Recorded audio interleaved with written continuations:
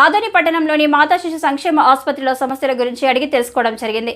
NDA కూటమి MLA అభ్యర్థి doctor Parthasarathi మాట్లాడుతూ ఆదోని అభివృద్ధికి సహకరిస్తాను, ఆశీర్వదించండి అని విజ్ఞప్తి. ఆదోని బీజేపీ ఎమ్మెల్యే అభ్యర్థి డాక్టర్ వాల్మీకి పార్థసారథి ఆదోని అసెంబ్లీ నియోజకవర్గంలో అన్ని వర్గాల వారు సహకరిస్తారని ఆశాభావం వ్యక్తం చేశారు.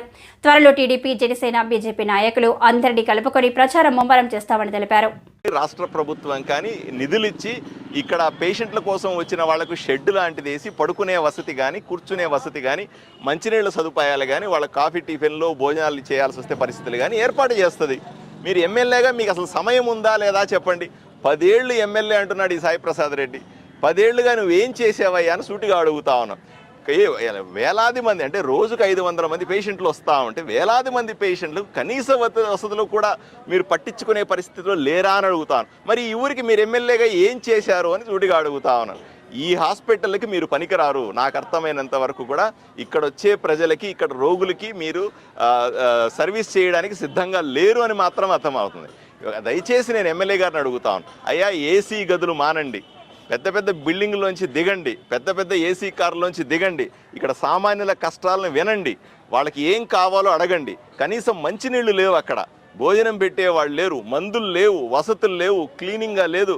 ఏదైనా ఎమర్జెన్సీ వస్తే హాస్పిటల్లో పరిస్థితులు అధ్వానంగా ఉన్నాయి. వీటి అన్నింటికీ కూడా మీరు చైర్మన్గా ఉండి మీరు బాధ్యులు కాదా అంటాను. ఇది ఎమ్మెల్యే బాధ్యత కాదా అని అడుగుతాను. నేను ప్రజల్ని కూడా కోరుకుంటా ఉన్నాను. ప్రజలు కూడా అర్థం చేసుకోవాల్సింది, ఆదోని ప్రజలందరూ అర్థం చేసుకోవాలి. ఏమంటే ఈ ఊరిలో ఇన్ని కోట్ల రూపాయలు ఖర్చు పెట్టి నరేంద్ర మోదీ గారు హాస్పిటల్ పెడితే, ఈ ఎమ్మెల్యే గారి చేతిలో పెడితే, ఈ సాయి ప్రసాద్ రెడ్డి ఎమ్మెల్యే గారు ఈ హాస్పిటల్ ఇలా నడుపుతూ ఉంటే మనకు వేరే గతి లేదా అని అడుగుతా. బయటికి ఇటువంటి హాస్పిటల్ ఉంటే పేదవాడికి సర్వీస్ లేకపోతే వాళ్ళు బయటికి వెళ్ళి నర్సింగ్ హోముల్లో చేసుకోవాల్సిన పరిస్థితి. పేదవాడు అలా చేసుకుంటాడు బయటికి వెళ్ళి. బయట డెలివరీ లాగా ఎంత ఖర్చు అవుతుంది, దానికి ఉన్నటువంటి మందులు ఎంత ఖర్చు అవుతాయి, ఎమర్జెన్సీ వస్తే పరిస్థితులు ఏంటి. పేరుకు మాత్రం గొప్పగా హాస్పిటల్ నడుపుతా ఉన్నాం, ప్రజలకు సేవ చేస్తామంటున్నారు. మీరు చేసింది శూన్యం. ఇకనైనా కళ్ళు తెరవండి. ప్రజలు కూడా అర్థం చేసుకోవాలి. ఈ సాయి ప్రసాద్ రెడ్డి గారు ఎమ్మెల్యేగా ఈ ఊరికి పనికిరాడు. సాయి ప్రసాద్ రెడ్డి గారు ఈ ఊరిలో రోగులకి ఏమాత్రం కూడా సేవ చేసే ఆలోచన లేదు ఆయనకి. ఏదో విధంగా ఇప్పుడు ఆ క్యాంటీన్లో పోతా ఉంటే చూస్తే ఎంత దారుణంగా ఉందండి. ఆ క్యాంటీన్ ఆయన అడుగుతాను, నేను ఏమయ్యా భోజనం అలా పెడుతున్నావు అని అడిగినాను.